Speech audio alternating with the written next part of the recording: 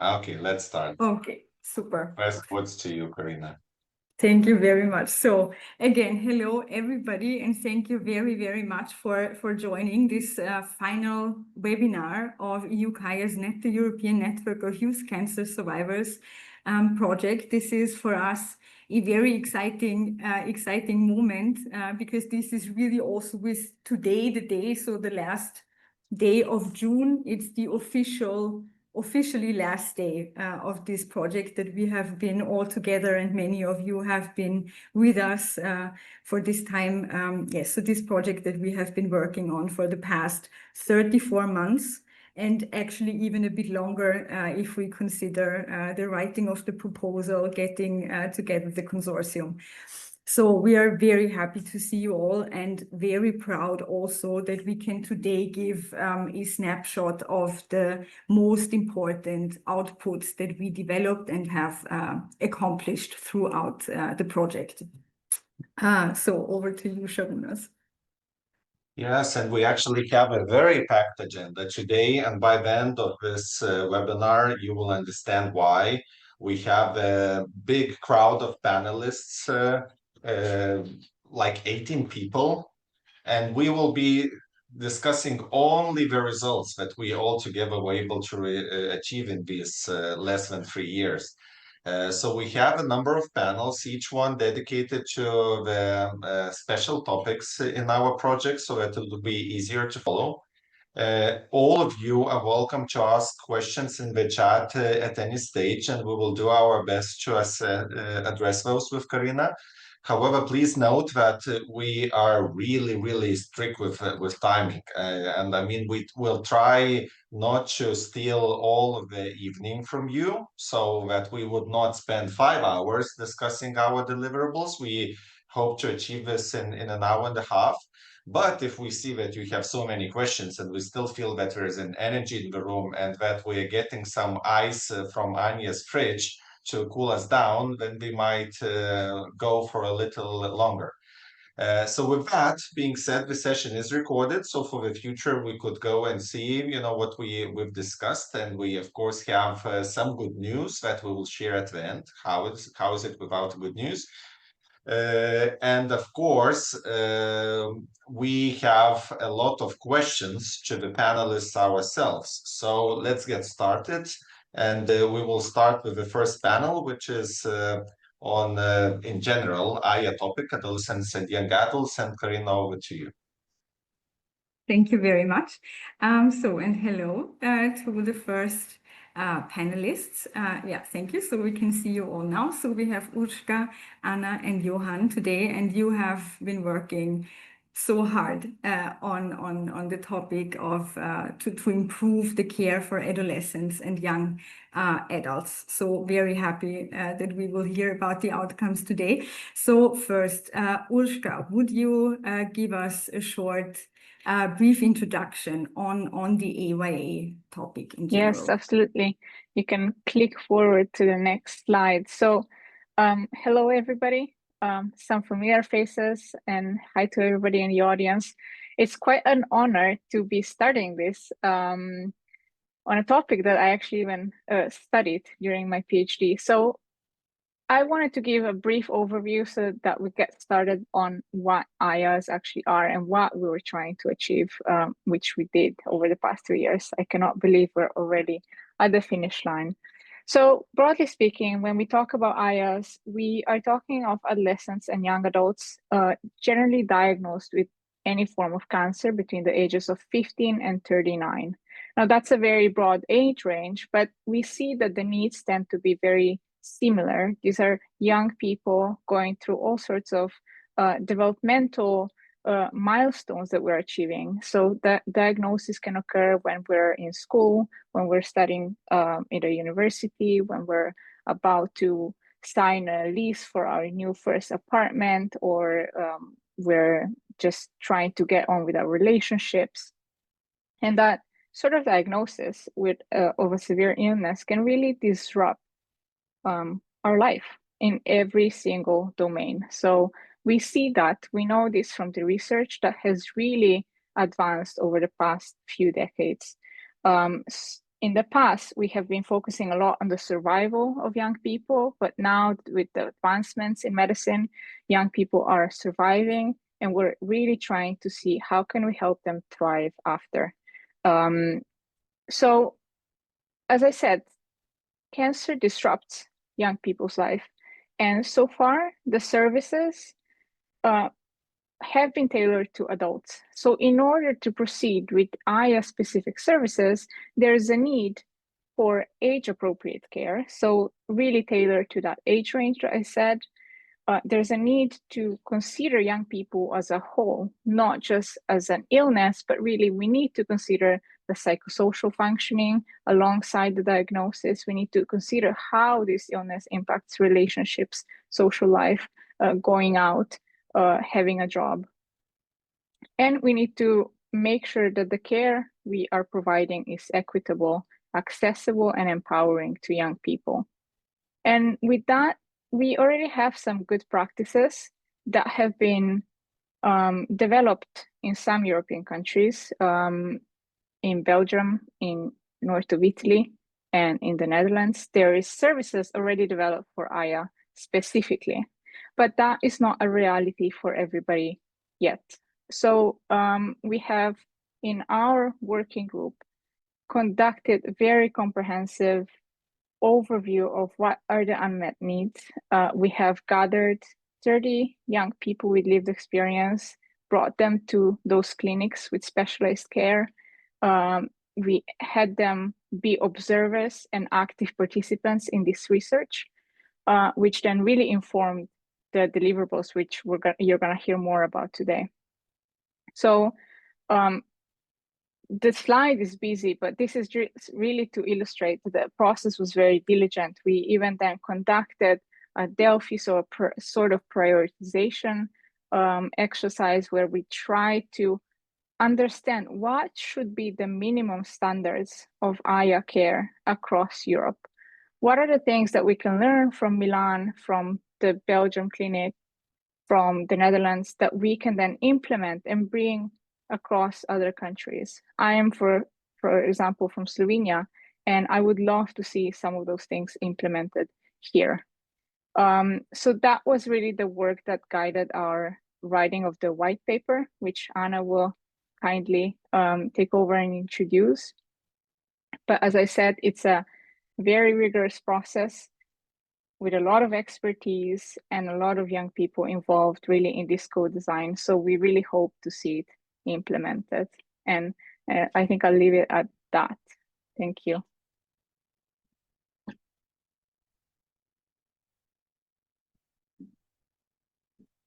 I think you can go forward, and Anna, or Johan, you're actually taking over. Yeah.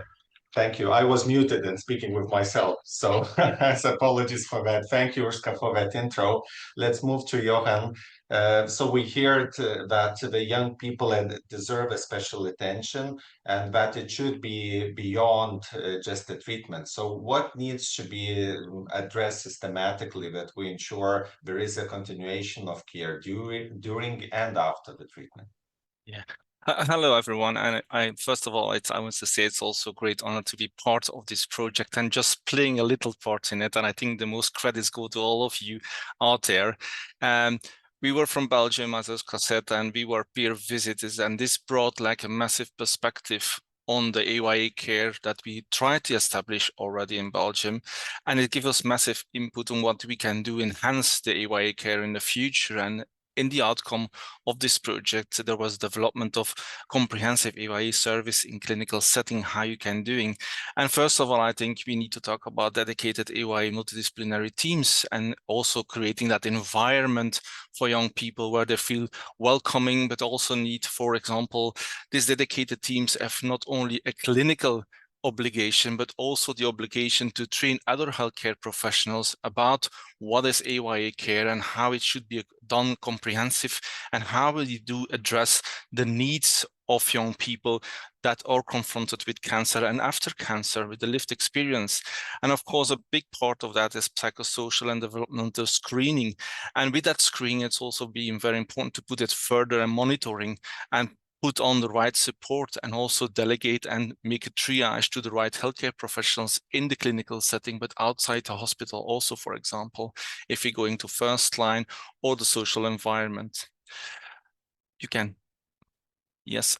If you think about like young people, we think about fertility and sexual healthcare also. It's very important, and it's an under-addressed topic for everybody in cancer care, and especially in the young age with AYA. This is particularly very important that we address these topics, because fertility means hope for the future. Yes, that is so important. And if we lack to address this, this is a massive point of psychosocial distress after treatment for young people, and if they want to continue their life. So also education, work, and financial support. This is a massive topic, and I think as a healthcare professional, and this is identified here also as a very important topic, it should start with treatment, with the diagnosis already, to put this in place and to have people like social workers, yet youth coordinators that support young people in the clinical setting, how to continue their education or their work experience, and give them financial support or even help to find work. Because if we look into the range of AYA, we see that we have still people that are educating in school or in college. We have people that were just done with college and looking for work. And of course, going to work and starting a life, it needs financial aid. So it's very important that we started already support into with diagnosis, and it needs to be in clinical setting next to survivorship. But also transition and survivorship planning is very important, not all because in that age range there is a massive transitions going on in young people's life, but also from children hospital, for example, to the adult hospital, but also from the clinical setting to, for example, the home setting, and from, of course, from cancer patient to survivor of people with lived experience. And this is so very, very important that we take into account these transitions and everything that is happening, and healthcare professionals need to be aware of. And of course, we need to monitoring and improve the quality over time. And this is so important that we review all the things we do constantly. And I must say this peer visit that we had was so enlightening, as we were thinking we're doing well. And then we're seeing like we have these comments thinking like, oh my God, we never thought about this. And this is what should be like monitoring and quality improvement, supporting each other from every different perspective. And please push forward that you can see. And of course, we're coming back to this, but we need to do this with young people themselves. They need to be involved. This is my experience, and the best outcome, I think, of this project is we were all involved in this. And this was so enriching to improve all these topics, I would say, by monitoring and quality improvement. And hopefully we can continue this and set up like a quality peer visit, a unit or something that go across Europe with young people evaluating healthcare professional ongoing into the future. And I think the next slide is outlining, and you can see here, this is this checklist about developing comprehensive AYA service in clinical setting. You see like age-appropriate built environment, the clinical care, and setting up the multidisciplinary teams, but also the subtopics are very important to look into it. And this is a very important document that can support all of you if you think about setting up like an AYA special service. And maybe you can't tick off the boxes immediately, but it helps to continue improve your services into the future. And I think this is a massive enhancement that was contributing by this project and by all that was involved in this, and looking forward to improve it even better in the future. Thank you very much, Johan, for this overview. And also actually for mentioning and for saying that during the peer visit you saw or thought, oh my God, so we thought we were already doing it all right, and then now there is so much input from the young people, so that you need to even work more closely with them to continually improve the services. Absolutely. Yeah. So also, maybe just a hint, and we can put it in the chat. So these recommendations, for instance, will also be or are already available on the beatcancer.eu website, but maybe we can share the links a bit later. So moving on to the next question. And so Anna has already, so Urshka mentioned it and Johan mentioned the peer visits with 30 young people going to the different centers as a crucial part of this project. So can you talk a little bit of how were the adolescents and young adults involved in actually co-designing care strategies, and what are the actions for disseminating the recommendation that you published? Thank you so much, Karina. So before letting you know how AYA with the lived experience was being implicated in co-designing, I want to thank you, Johan, being our host in Ghent Hospital and letting us visit his units and learn from them, and Urshka for helping us a lot with the research methodology and everything was happened behind of it. And I don't want to talk much about this because we have actually a video prepared for you to show you how exactly our visits was going in the hospitals during last year.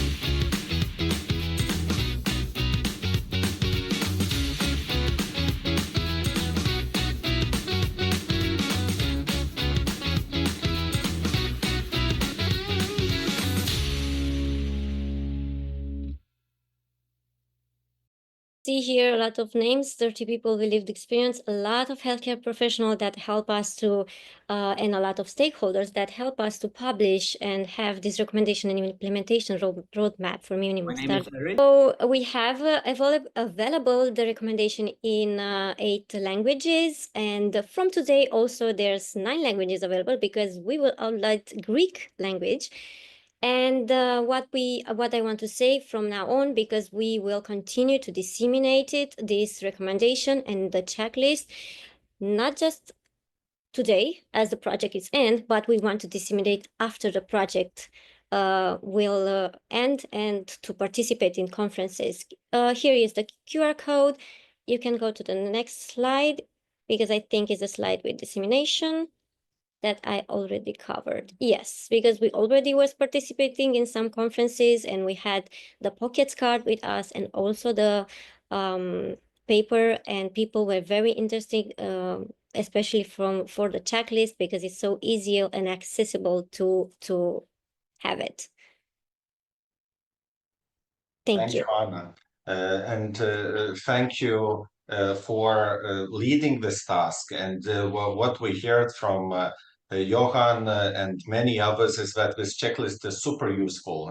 And to put something as comprehensive as I follow-up care and comprehensive care into 2 pages, to simplify it that much, of course, it takes a lot of tremendous brain power, good vibes, and creativity. So thank you for that and leading this with enthusiasm. And as well as you see, what the project is all about is not just delivering results, but also having a good vibes while doing it. So with that, we are thanking this panelist and moving to the next panel, because I told you that the time is pressuring us and we have 5 panels. It was a first topic, a warm-up, and now we go to the EDI topics. So I am asking Carmen to introduce us a bit on what are the results that this project was able to achieve on EDI. Hello, everyone. Thank you. So to start the conversation, we are going to see another video that we did about one of the outcomes of the project, that is the recommendation for an equitable, diverse, and inclusive cancer care in Europe. Today was a very big day for us in launching our recommendations here in the European Parliament. We are one of the consortium members of the European Network of Youth Cancer Survivors, an EU Commission co-founded EU project with young people with lived experience of cancer in the driving seat to create published recommendations for more equitable, inclusive, and diverse cancer care for Europe.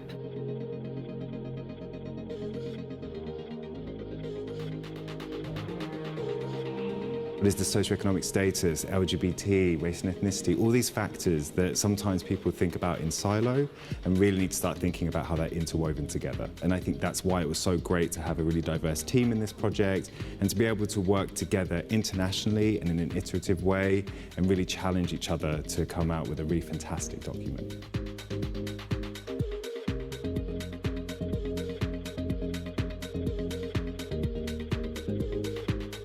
I must say, being engaged in this project and working with young people, it was so enriching, because you're real life confronted with the question they are confronted and with the barriers they're confronted with, and it reflects and gives you in-depth insight.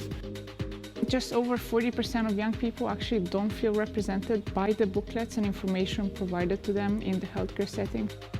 We need to do more. We need to implement EDI in policies and practices in the healthcare settings as well as healthcare curricula. I did a scoping review and great literature review, and we saw that in Europe there are still missing a lot of points regarding EDI.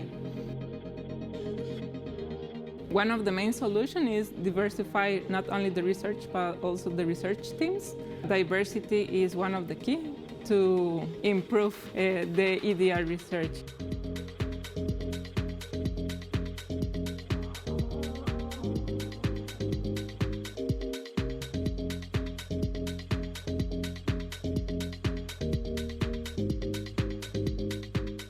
It really benefits institutions to look at this toolkit that we've worked on and try and integrate these perspectives, because not only will it lead to better science, but it will also lead to that science being more likely to be funded. Being in Belgium, being in Brussels, being with the European Commission in the center, taking all this subject up front is the goal of everybody, and give them tools and skills to spread the word and make people aware.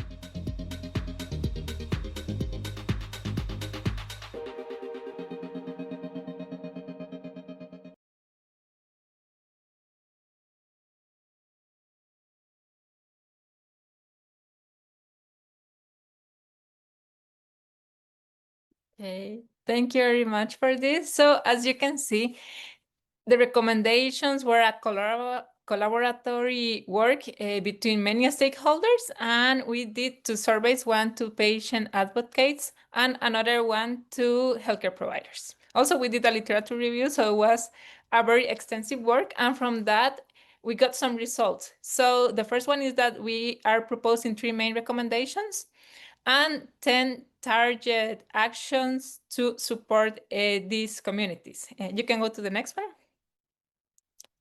So we're supporting all these communities, depending on the group, race, ethnicity, culture, refugee, and migrant status. Also gender identity and sexual orientation, as well age, physical, and mental development. And in this one, I want to tackle that we are talking about neurodiversity as well. That is a topic that is under study right now. Finally, we focus as well on education, career, and socioeconomic status. You can go to the next one. Okay, so apart from the recommendations, we also did a lot of training.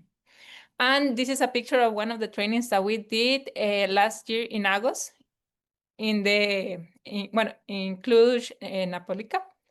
And we did another one in Romania last year in December.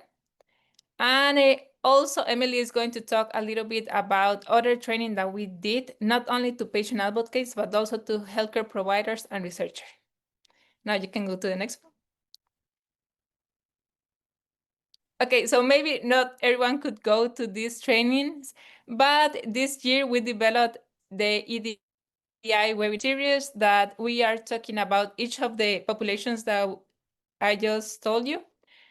And these webinars, we talk not only with people with a live cancer experience, but also with professionals and with researchers of 6 European projects that they are studying these topics, such as neurodiversity, migration, socioeconomic status and inequalities, and the LGBTQI+ community. So check them out. There are the QR codes, but if you want more information, just let us know. So now we go to Emily's. Thank you.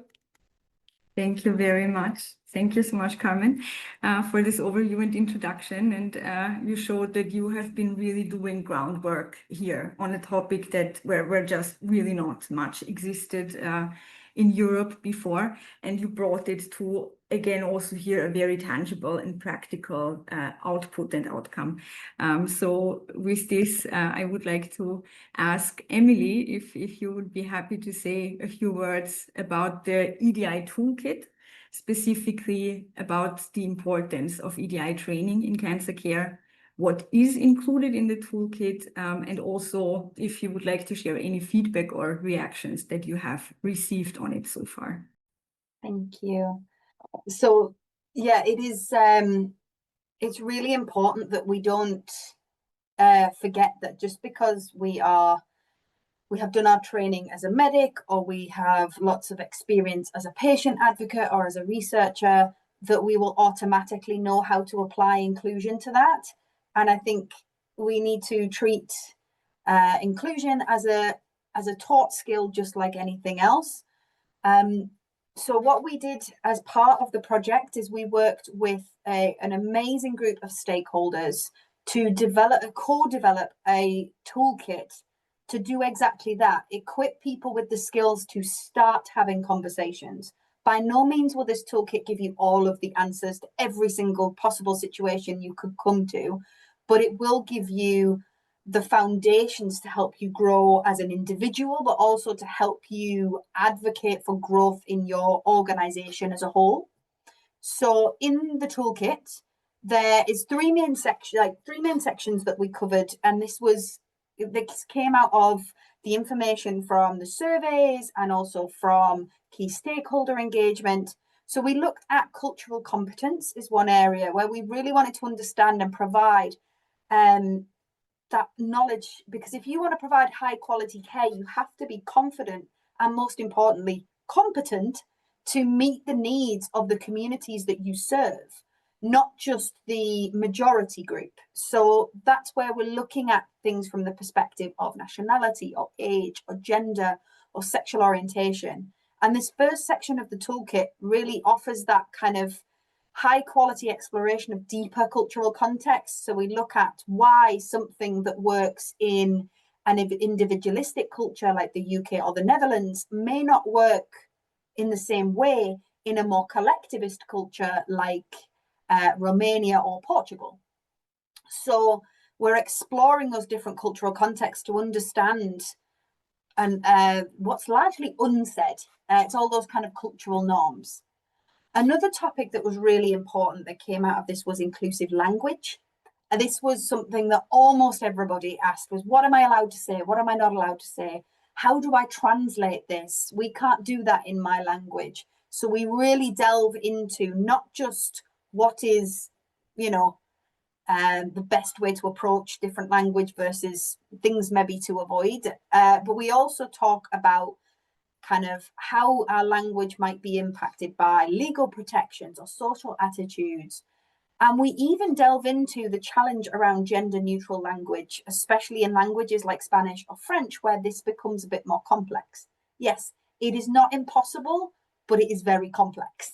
So we delve into that kind of stuff and look at language around ethnicity, disability, gender, sexual orientation. And then finally, we look at the individual's role. So whether they be a patient advocate, a healthcare provider, or a researcher, we explore what is their individual role in developing inclusive cancer care and how can they both explore and support the agency and advocacy of young people, but also be a confident stakeholder themselves in advocating for change in the systems that they work in. So it's really amazing. Again, it's available in lots and lots of different languages. We saw an amazing impact so far in terms of, you know, increasing confidence or increasing the ability to push for systemic change. We've seen people who were part of the training that we rolled, the original cohort of training that we rolled out, now moving into EDI specific roles that have been created in their organizations, or like working with their HR departments to write formal inclusion strategies for their hospitals. There's been so much impact so far from just a small cohort. And what we'd really hope to do is that more and more organizations want to take on this training, not just individually, but rolling it out to everybody in their organization to be able to keep this impact going. Okay, thank you, Emily. Let's move to the next panelist, Stuart, who we already saw in video. So, Stuart, could you reflect a bit on what we were able to achieve on EDI topic in this project?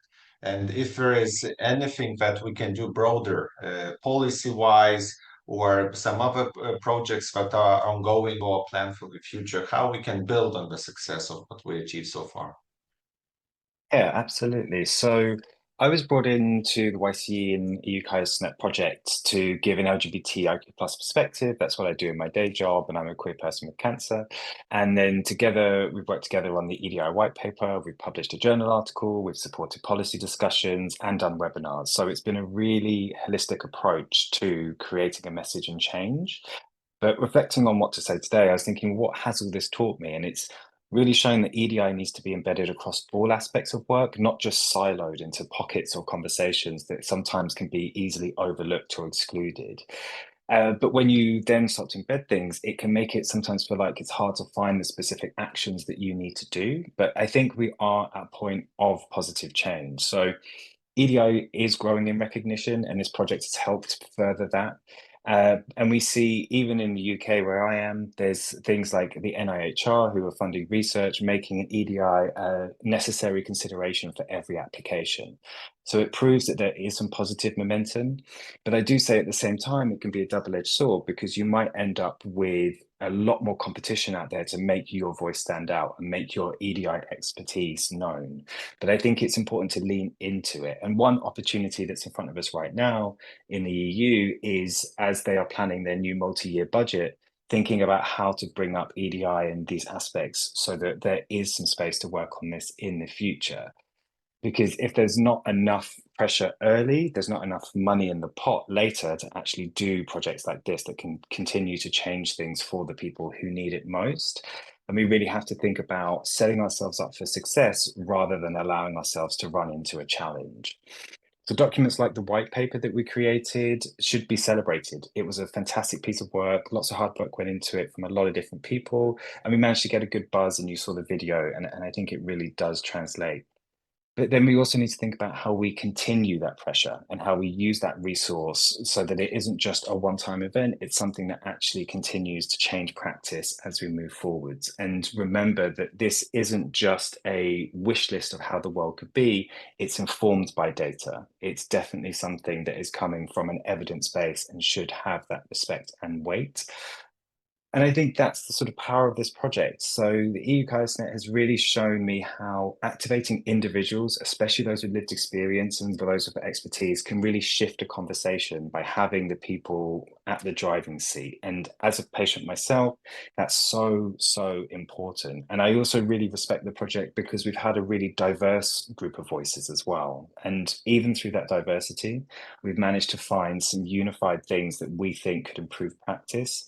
And it's important to take those to all parts of our sector, including industry partners, the people who write policy, and those political members. So when we're doing this work, it's important to think about that full pathway. I think when you're doing EDI and inclusion, it's really easy just to focus on putting out the fires. Where do we need that attention most? But again, just remembering that there is a full route to success here. And I think this is where this project has been quite successful, by bringing in parliamentarians, by bringing in people who are setting an agenda for change, and seeing them as colleagues as we move forwards rather than forces we have to go up against. Getting people on side is a really, really important part of this, because then you can create some positive influence that sets research priorities through advisory boards, which then can inform grant programs to make sure that the work you want to do can be done. You can sometimes improve the actual grant conditions that allow you to apply for things and allow you to center patient voices and give you that advantage. And also think about these things EU-wide and nationally, and realize how these can all work together to create some change, so you can have a top-down and a bottom-up perspective as we move forwards. And I just wanted to quickly bring in that I'm aware that talking about EDI at the moment can be difficult when there's a really growing anti-EDI message at the same time. It's not like EDI is the only thing that's being discussed at this point, and it's sometimes brought up in quite an oppositional way. Firstly, I'll say that inclusion and equity are not finite resources. It doesn't run out. There is enough to go around. This is something that is a moral duty, as well as a patient care and a patient safety duty as well. So it's something that should be considered accessible to all. And I think in doing that, it's important to think about how we share our voice, both in this project and beyond. And I think this project in itself has shown that if there isn't a place to share your voice, build a consortia, build a movement, build your own change so that you get to set your own narrative. And remembering that when you're working together as a group, there is space for both the loud work and the quiet work. So you can go where you're most needed and where your skills can shine the most as well. And when other people take our language and politicize it, and sometimes you'll find this with this work where you take it to parliamentarians and they don't want to talk about EDI, shifting the narrative and changing it into promoting gold standard care for all, or making sure no one with cancer is left behind, so that they understand the core values of the mission, but you can also dodge the politics that might actually be a barrier to you getting the change you need. So building a movement doesn't have to be super sophisticated, but just building it with a concept of theories of change and frameworks and the sort of objectivity that we've grounded this project in with the research can really help it to actually make an impact against those people who maybe are a bit more skeptical of these ideas. And it's really important to remember to speak the language of the system you're trying to change, which this project does so well. And I think beyond all this, I've worked in these sort of topics for multiple years now, and I think this project has been a really good example of these strategies being possible. You know, sometimes it feels unachievable, but this has been, I think, an excellent example of how people can come together and really move a conversation forward. It feels like a large and powerful piece of work that I'm really proud to have been involved in, and it really does give me hope for a more inclusive future. Thank you so much, Stuart, for your reflections and and your inputs also. So I was just noting down, and you were mentioning so many key points that are certainly true for the EDI work that you did, but also that are also true for the rest of the work that we did in this project. So thank you very much for this and for your work and for joining the project. Yeah, and one thing I would like to pick up still, so you mentioned stakeholder collaboration and also national implementation. And I think this is one of the main focuses that we have also today in our webinar. So to bring the message to the people out there. So with this, I also point to the link that Emily shared in the chat. So if you would like to implement the EDI training in your institution, in your organization, reach out to Emily on her LinkedIn account. Thank you so much.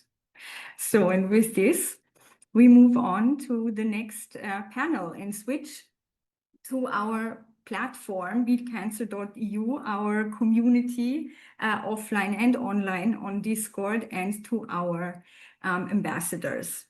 And so my first question goes to Simonas. So the platform is the heart piece of the network to showcase our work and activities. So can you briefly summarize the key outcomes and activities of beatcancer.eu, please? Yeah, so the platform is a big collection of different resources. We have material on cancer care, management, and cancer support. We have Cancer Glossary that has clear definitions of cancer and healthcare related terms, recommended books that are like a curated reading list for cancer patients, caregivers, and advocates, everything from philosophy to cancer treatments and nutrition.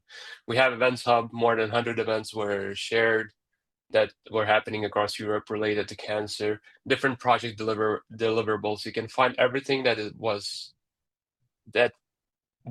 and will be spoken about on the website in project deliverables section. You can also join Discord. If you don't want to download the app, you can join the Discord through the website, chat with people over there. We have ambassador profiles. You can meet and see the change makers and advocates driving our mission forward, and you can see what they're doing, what they're up to, and their contact details. And we have a little bit of stats. If you go to another slide, please. So over the last 2 years, the project lasted 3 years, but I only got the data from 2 years because that's the only relevant time span. So we had almost 1.5 million users on our website. We already have 60,000 visits per month, approximately. We have 1.9 thousand per day organic visits. We don't run any ads. Everything comes from Google or social media. Throughout 2 years, we had 30 million search impressions on Google, and we even got some impressions from North Korea. So I would say that's an achievement. And we had visitors from 225 territories, not only countries, but from overseas territories, like Britain has some, France has some, and they are counted differently. So 225 territories, basically all the UN countries plus some islands in the Pacific Ocean and similar things. And on the other slide, you can see the traffic. This is the weekly traffic, how it grew, and you can see that when you see a dip from 2025 mid like February, we stopped running ads there somewhere about that time, and now we can only see basically a gigantic organic growth. So that's exciting for the future. Next slide, please. And you can see the stats, what we have on our platform. We have 411 terms related to cancer or healthcare that are useful for people to know.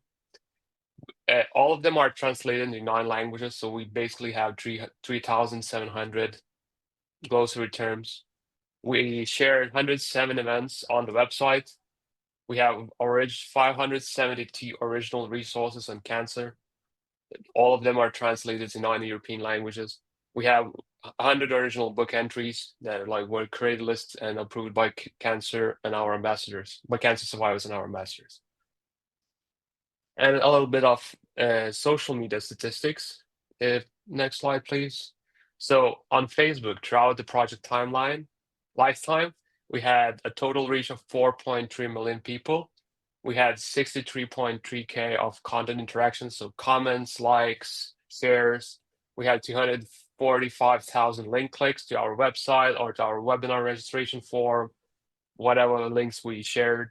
On Instagram, there was a little bit of problem. For some reason, Facebook didn't want me to give exact data, so I had to calculate it myself. So it's not the most accurate one, and I think it's underestimated.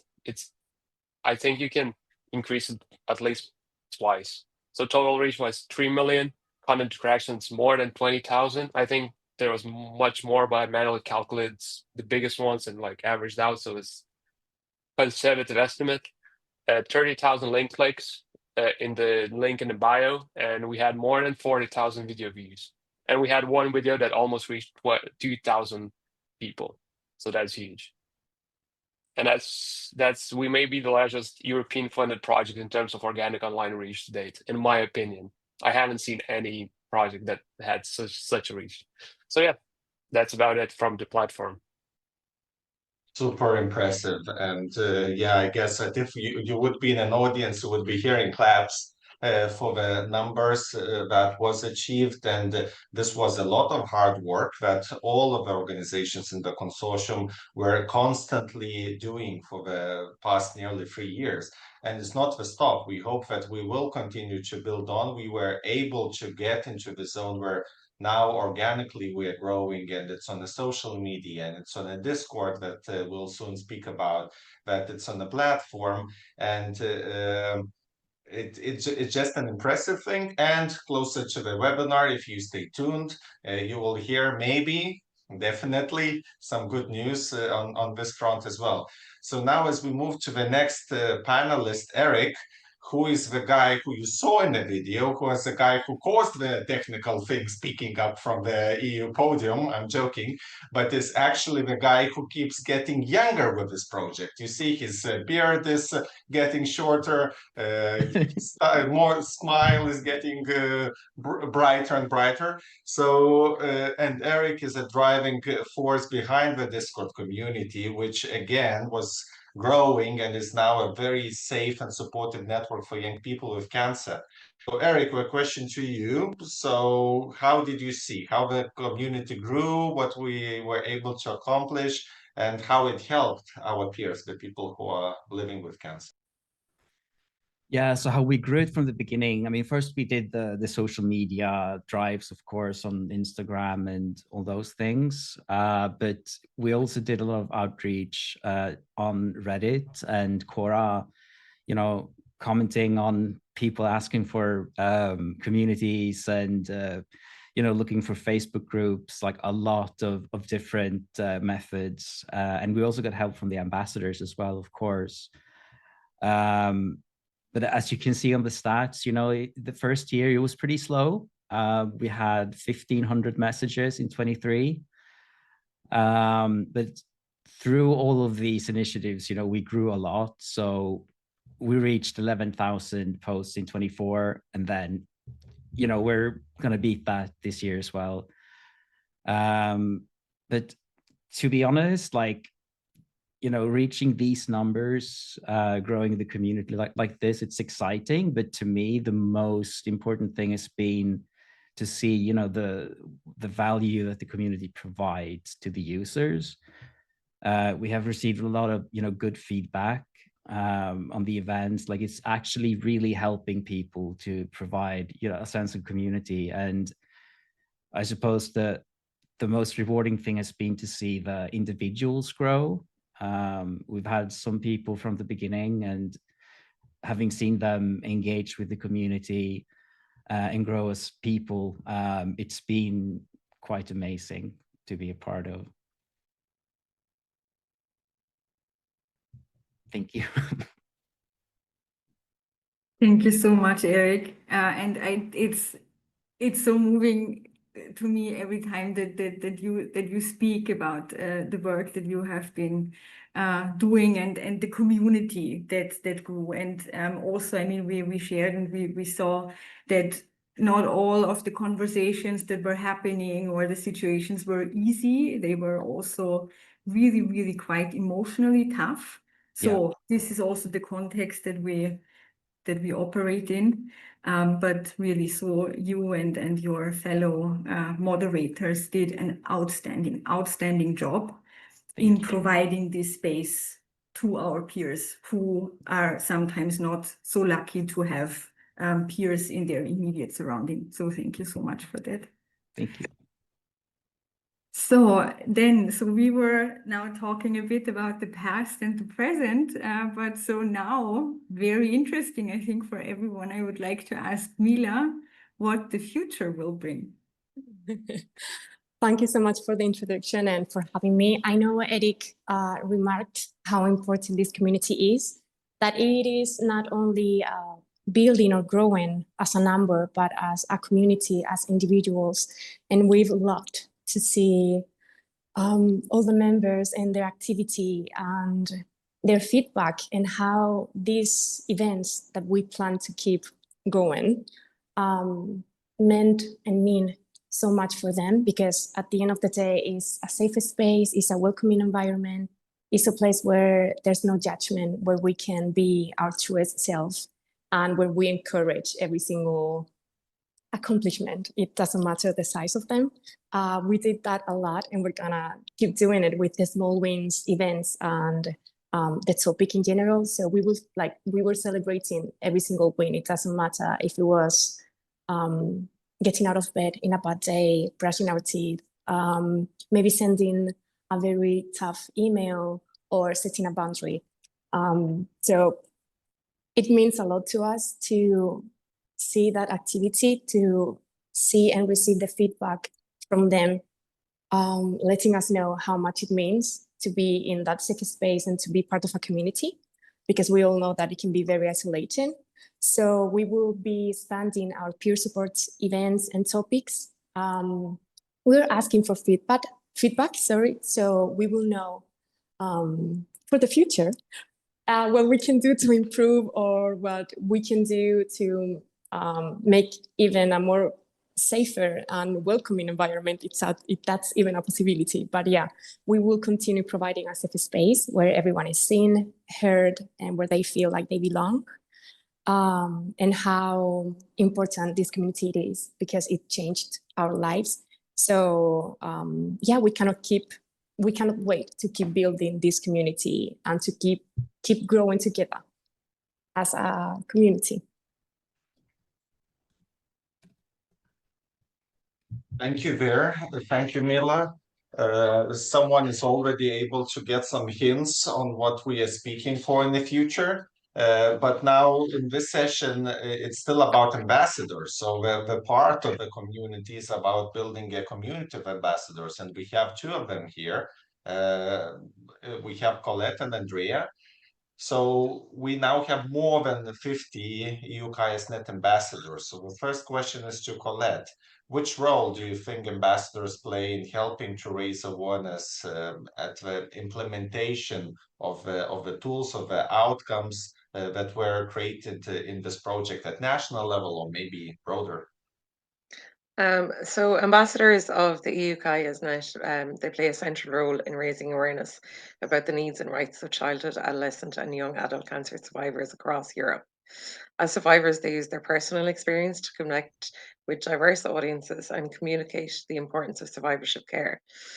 They promote the network tools such as educational resources, digital platforms, and support frameworks through social media campaigns, public speaking, peer outreach, and collaboration with their local organizations. Their storytelling and advocacy foster empathy.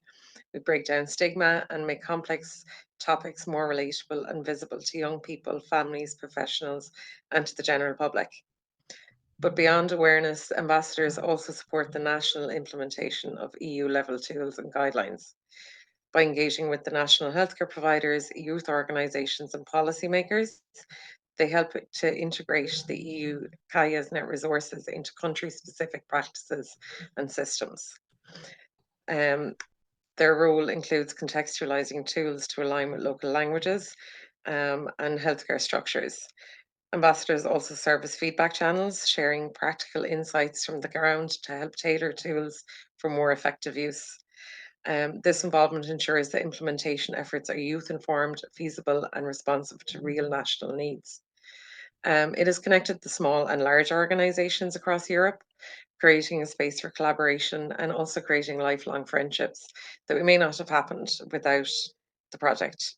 The in-person and online meetings, they brought us all together on issues that we all face. It's such important work, not only for raising the awareness, but also for improving the quality of life for young people after a cancer diagnosis. Thank you very much, Colette, for summarizing actually a task and the role of which we didn't know in the beginning of the project what exactly will this be.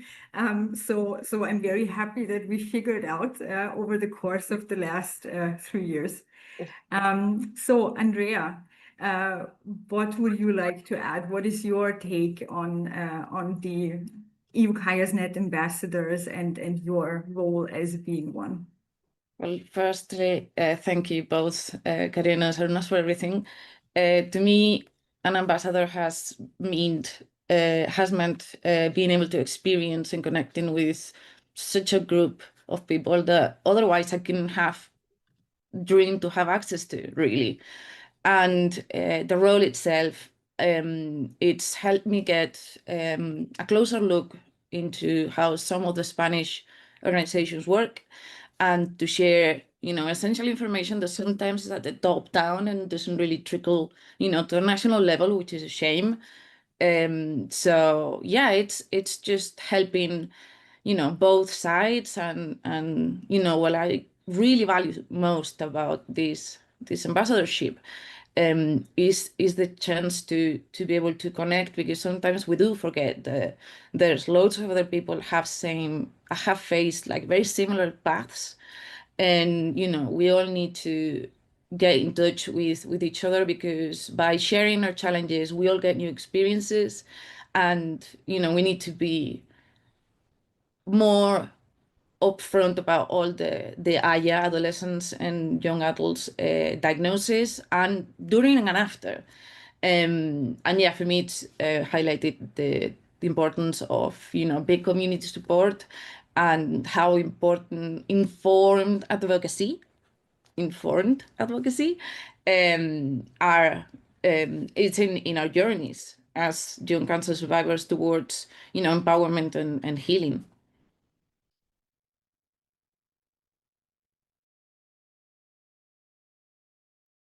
Super. So thank you to our wonderful panelists. Thank you, Colette and Andrea. As you see, majority of our panelists, absolute majority, are cancer patient survivors, and this project was inspired by people like that.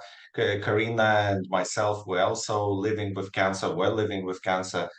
So it's really down to what we breathe, what we think, but it's more than that. This is how we can help and empower others.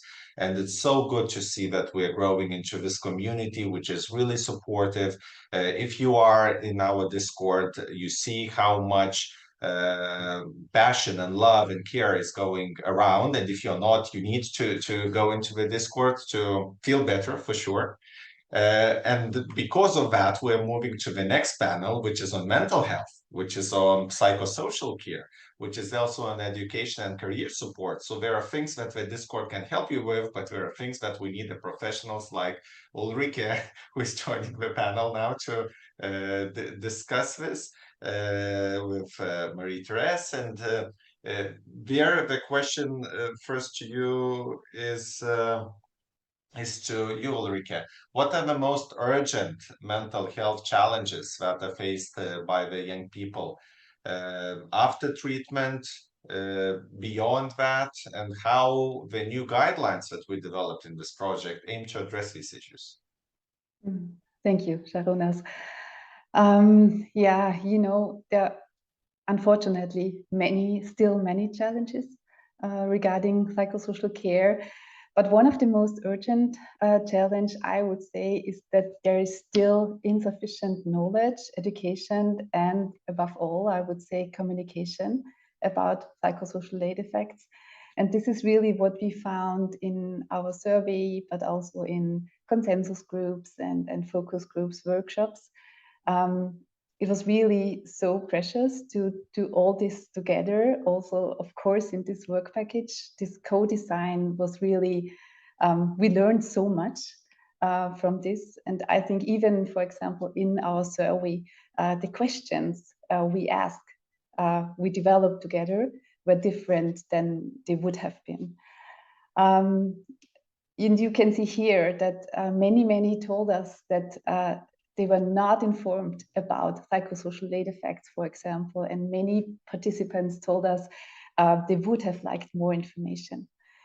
Also, we know that there are very nice actually guidelines about psychosocial care out there available, but not implemented.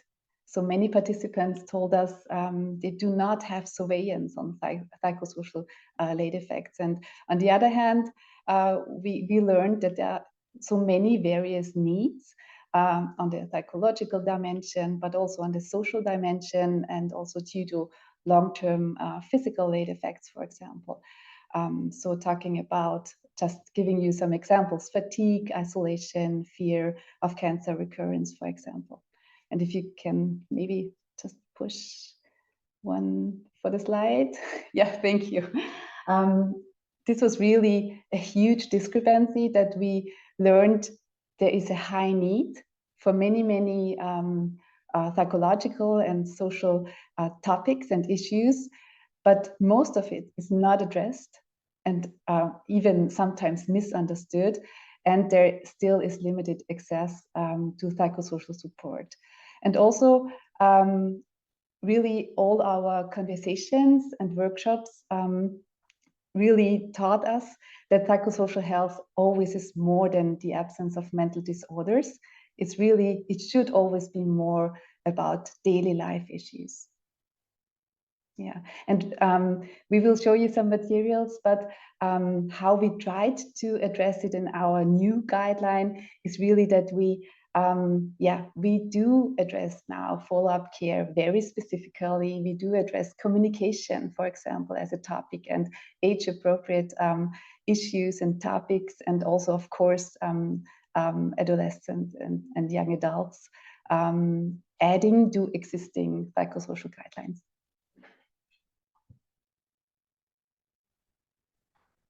Thank you very much, Uli, for this short overview in what we did in these last 34 months. So it's same for all the work packages, impossible to put all of this in just 2 slides. So thank you very much. So with this, now it's again about, you know, implementing things. And so with this to Marie, you are a patient advocate, but you will also be a healthcare provider in the future as you are studying medicine. So my question to you is, how can patient advocates and mental health professionals work together to bridge gaps in mental health and psychosocial care? And also, which tools can they use and how? Yeah, so if you could go to the next slide, please. I think the really important thing is to break the taboos, so to raise the awareness, not only within our community, the ambassador community, but especially within the healthcare professional community, to really let them know how important it is to involve us as ambassadors, because we know the needs of the patients. It's super important to really focus on the peer support and the follow-up care, and to we have all those informations, so to say, and our experience that we can improve the situation. And I think also the patients have a less barrier to talk to us as ambassadors or as survivors than sometimes to their healthcare professionals.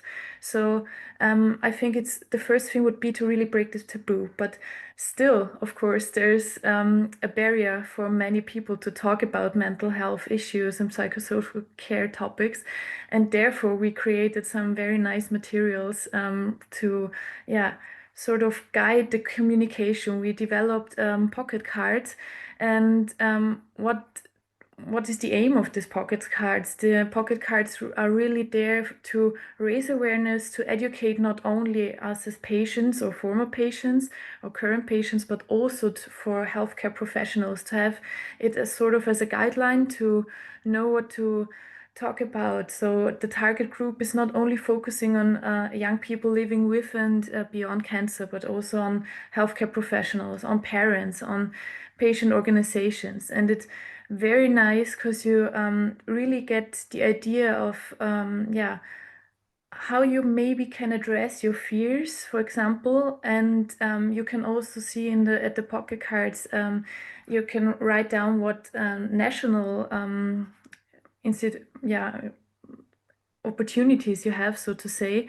But what we did as well, not only the pocket cards, if you can go to the next slide, please. We also created some very nice educational videos and webinars to this topic, mental health. And it's, again, not only focusing on survivors, but especially also on healthcare professionals and the caregivers and families of the survivors.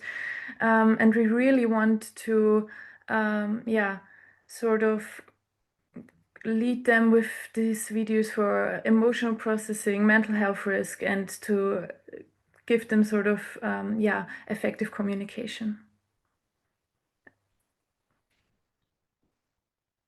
Thank you. And Yike, sorry, not Yike, Ulrike. Ulrike, Yike. Yeah. You see, I cannot let you go. I already asked you a question, and here comes another. So, what are the specific steps that are needed, and also who should take them? So, to integrate psychosocial care in the follow-up of cancer survivors. Yeah, we think that it is really all of us who should take many steps, because we really have to still have to advocate for mental health. We have to consider mental health as a normal, self-evident component of health. This is how we defined it also in our recommendation. It should be standard, not luxury. That means, just talk about mental health, take advantage of psychosocial support, for example, also demand support as a matter of course. And this is really what all of us can do to change the picture, the scene, I would say. And of course, we have to use the materials, recommendations, the guidelines, the new standard of care, the publications to do policy work, to really also work on the national level. We can use it for development and implementation of care services, and also, of course, for training for healthcare professionals, but also institutions and patient advocates. And also from my side, I have to add this. It was really such an honor to be part of this project because, as I mentioned before, doing this together, this is such a power and so many learnings we could have. So thank you so much.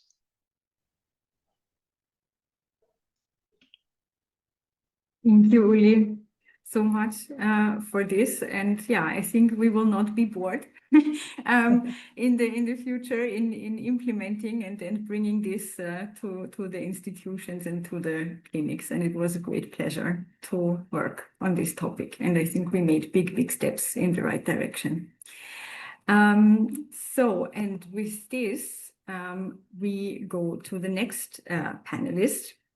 And now switch a bit the focus to a very specific topic also that is very much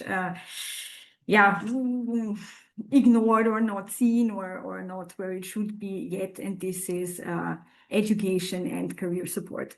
So Kerstin, from your experience in the project, but also before, what are some of the key barriers that childhood, adolescents and young adult cancer survivors face when returning to education or when they are transitioning into the workforce, and how can educational and career systems overcome these barriers? Thank you very much, Karina, for the question. So as a part of the project, systematic literature research and 2 focus groups were conducted about the educational and career support. And based on this, we were able to diverge some key barriers about returning to education and into workforce. So for example, the participants in our focus groups talked a lot about barriers due to the environmental conditions. So this includes the infrastructure, the career support providers, the healthcare providers, the professional helpers and employers and schools. So for example, the career support providers, healthcare professionals and so on have a lack of information. So a lack of information and knowledge about the oncological disease, about the late effects and the needs of patients with and beyond cancer. And this lack of knowledge prevents them from implementing support measures for the patients. And also the lack of cooperation we have found that between the specialized healthcare professionals, the employees, and the career support providers. And besides this missing knowledge, there's also a lack of legal framework in school and workforce, which leads to a gray area in school and job. It's partly dependent on the school and employees to provide support measures anyway. And so how we can educational and career systems overcome these barriers? So I think we need some changes at the structural level. So for example, some information campaigns with information for career support providers, for healthcare professionals, for employers and schools. And another aspect is this to get some specialized professions and development of structured support programs for school and career support, especially in career support when the young people don't have a work experience before their disease. So, and at the moment we are working about a recommendation for education and career support to achieve also changes for people with or beyond cancer.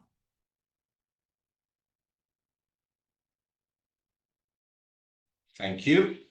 And Marie-Therese, the last question to you in this panel. So we discussed the pocket cards. We see from the chat that they are lovely.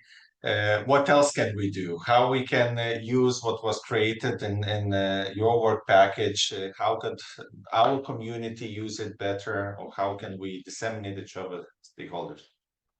Yeah, if you could go to the next slide, please, and I can show you what else we did in this work package. So next to the pocket cards, we also created a European map with the current existing materials about education and career support. So you can find it on beatcancer.eu, and you can click on each country that is colored in yellow, and then you will get listed all the materials that are available about education career support within this country. So that's a very nice tool and very helpful. What else did we do? Of course, some of the pocket cards were also focusing on educational support and vocational support. But another thing that we were working on is the train the trainer manual. So within one of the ambassador trainings, we also had like a workshop to learn the ambassadors how to sort of get more involved within their countries and to represent this topic more in their countries. So we created a manual how to focus and to address this topic more in your own country, and what person you can address or contact if you have questions regarding this topic. And of course, we also made a small report on career support, and where we highlighted sort of the helpful interventions, and all those great materials can be found on the homepage. And of course, the most important thing is that we, the ambassadors and the healthcare professionals, really use those materials and to raise the awareness about this topic. Thank you, ladies, and thank you for a lot of the practical insights and the hands-on materials that you created. I've got a lot of positive feedback of the pocket cards as well, but you have created much more now in many languages. And we hope that this will be spreading even broader in even more languages. So with that, we need to transition to the last panel, and that panel is on transition and long-term follow-up care. So here we are a bit behind the time, but we will not cut our people off. So we just ask for people who are online to bear with us for additional 5-7 minutes past. I mean, so we will finish not in 10 minutes, but maybe in 15 and 17 minutes from now on. So Yike, the question to you on what is the background and rationale behind developing this transition guideline, which is specific to young people? Thank you, Savannah. It's a real pleasure to be here today with all of you panelists and participants that's been involved in the projects over the past year. Well, yes, as you said, what's the rationale behind the topic of transition? Well, after hearing everything that's been said earlier in this webinar, I think we've reached a consensus that there's long-term care needed after experiencing cancer at a young age. But what we do know is that especially when cancer is experienced in the childhood age, many of the young people, they discontinue follow-up care once they reach the adult age, so the age of 18 years or older. And they drop out of care at this sometimes crucial point in life. And later in life, the survivors, they may experience the problem of being lost to follow-up care. So the survivors themselves, they asked us to prioritize this topic and develop recommendations that are evidence-based and fitting to the European level of care that's been provided to improve healthcare transitions. Because we want to reduce the number of failed transitions, we want to reduce the number of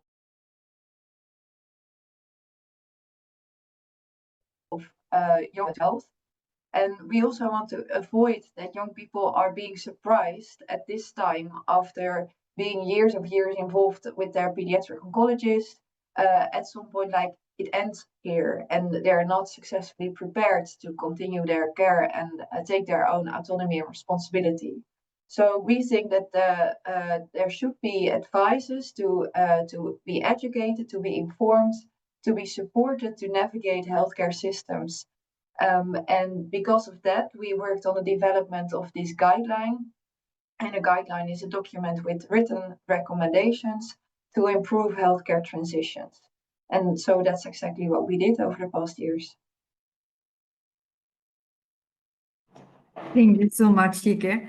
And also here you did pioneer work. So it is the first clinical guideline on transition that will be published soon, and also here based on patient involvement and the input and evidence based also.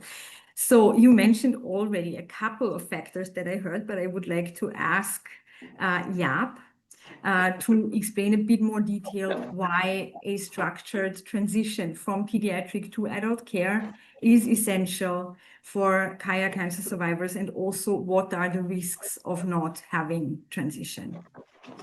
Thank you, Karina. Before I start, first I want to briefly thank you. And we cannot see you. Yeah, we only see your background, but not you. I have my camera on. Now no. I know how I look like, right?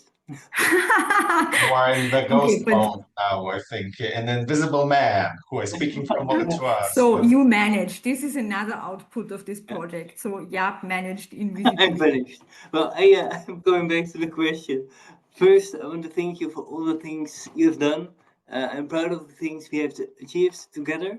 And going back to the question, transition is important because it offers continuity of care. We all know that CAYA cancer survivors often face complex lung health outcomes, late effects, so to say, and transition that is structured helps to ensure these health concerns are not lost during the move to pediatric to adult healthcare systems. So it's really about continuity of care. And next to that, it helps tailor surveillance and makes able the survivors to have good timely interventions to prevent or mitigate late effects. And the last point, which is very important for us, is empowerment.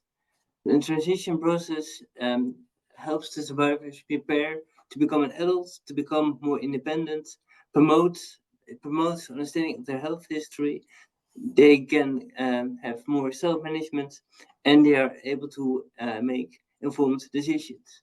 And if you don't have transition, then there's a risk of loss of follow-up, as you already said, and an increased morbidity. And next to that, when you don't have transition, the care is fragmented, and that's not what we want to have. So, and this is a few words from the ghost. I don't know what happens. It was on, but I'm sorry about this. Well, maybe we will ask, I don't know, Sharunas and your team of Vola to maybe edit Jaap in somehow to the recording later. I think it is something, to later, but I think, Jaap, you can try maybe removing the background or just reconnecting if it doesn't work. Or actually you became invisible and the Zoom is not able to undo that. Now we see you perfectly. Oh, okay. I'm sorry. It was back to Yike. How can healthcare providers and survivors access the finalized transition guidelines? And what is in the future? What could be done next after this? Yeah, so first to address your first question, the guideline is finished. It's final. It's about to be published. It's been accepted by the Lancet Oncology because we wanted to find the best source to publish this guideline, to find a very high quality impact journal to spread the word like globally about our transition recommendations. That's why it was a very long process to get it out there. But we managed, and it will be there soon. It was accepted last week. They're currently making a proofreading. So as soon as we receive that and we give our okay for that, it will be online. So keep track of the Beat Cancer EU webpage because of course we will post it when it's available. There's more to come because we are very happy then to have the guideline, but what with only a guideline if we will not focus on how to implement it optimally and to provide additional documents that can help support to implement the guideline. So in the next project, the follow-up project, we will again focus on the topic of transition. We will do a pilot study of implementing the guideline in 2 European centers, and we will keep track of that and write everything down, every hurdle that we come across so that we can advise other institutions how to organize and implement such a guideline and organize such a project of implementing it. We will also develop a transition plan template and a job description for transitional coordinators. So many more documents to come to make it all more practical and help institutions to really work with the recommendations. So it's not over yet. And that's the really great news.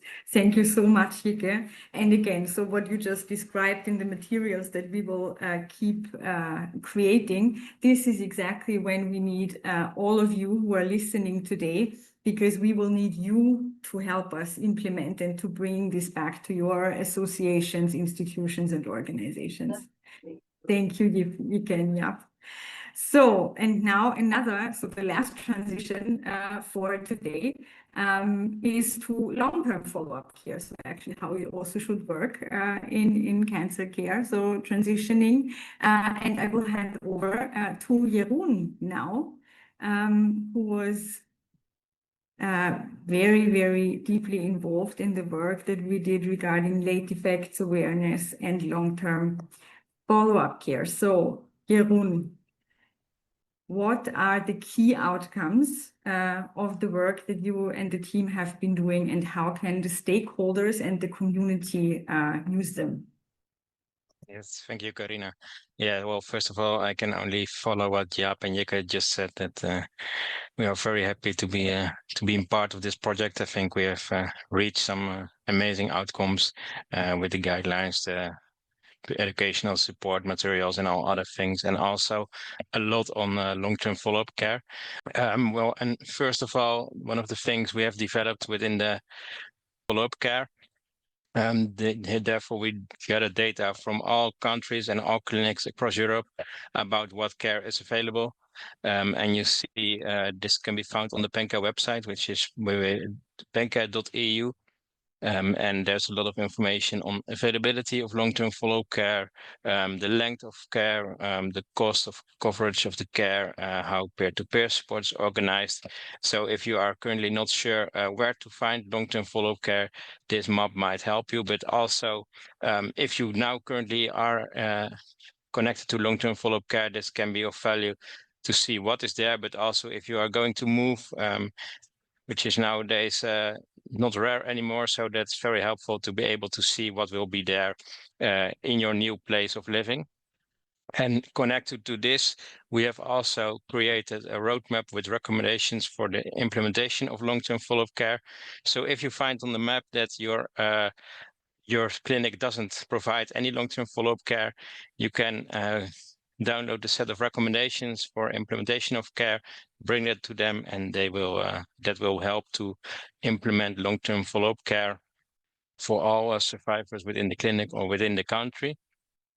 And then latest, we also have developed the plain language summaries. The plain language summaries are developed within PENCA follow-up and are based on the PENCA and IGHG guidelines of late effects and long-term follow-up care. And these are basically lay language translations of these guidelines with a lot of information per late effect. And we now have created this nice, appealing looking webpage with a lot more information.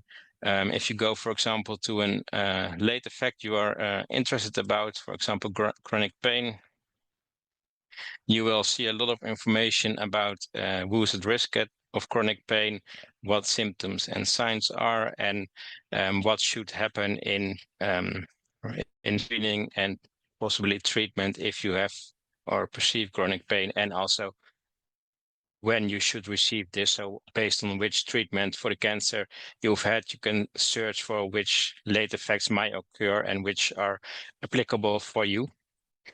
So I think a lot of information that will empower survivors in their own healthcare process and to get an idea of what they need in long-term follow-up care, to bring that back to their clinic or to their general practitioner if they have questions, or if they currently are not in care, they can use all this information for further reference. So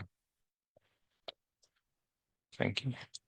Thank you, Jeroen. Just another thing, maybe you covered it, but how can healthcare institutions ensure that survivors remain engaged in the follow-up care, that they are not lost to follow-up after the treatment ends?